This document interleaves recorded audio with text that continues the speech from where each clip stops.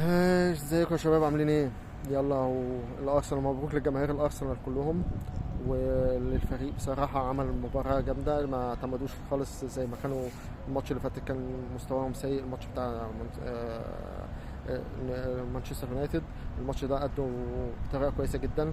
طبعا ضعف فريق ليدز يونايتد مع الامكانيات الكبيره اللي موجوده عند مانشستر، عند الارسنال، خلت النتيجه توصل للدرجه دي.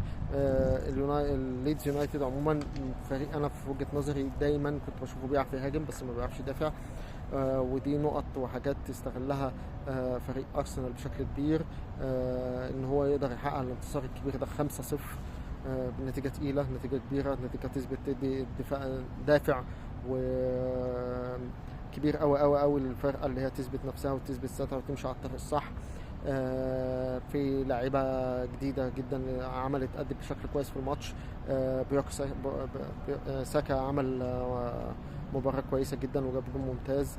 الفرقة كلها كانت منظومة كلها ماشية بطريقة كويسة. ميكل أرتيتا أدار الماتش بشكل ممتاز جدا.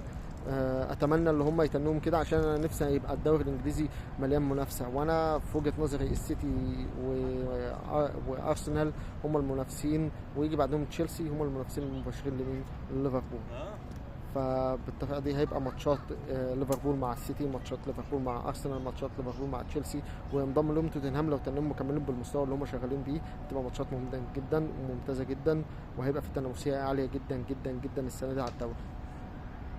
فمبروك تاني لجماهير الارسنال، واتمنى ان هم يكملوا كده على طول، ودايما يبقوا الفريق الارسنال يفرح جماهيره ويبقوا على قد المستوى.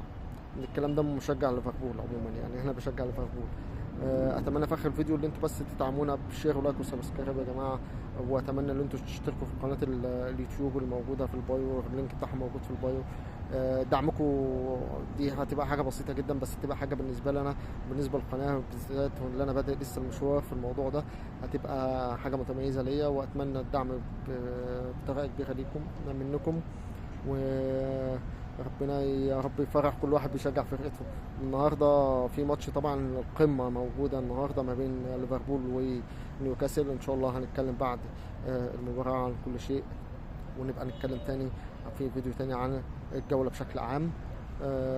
انا حابب بس الناس تقول لي رايها في الكومنتات، وتبقى في تفاعل كبير من الناس على الفيديوهات بتاعتي، ارجو ذلك. وده كل اللي اتمناه، اللي هو دعمكم بالكامل. سلام.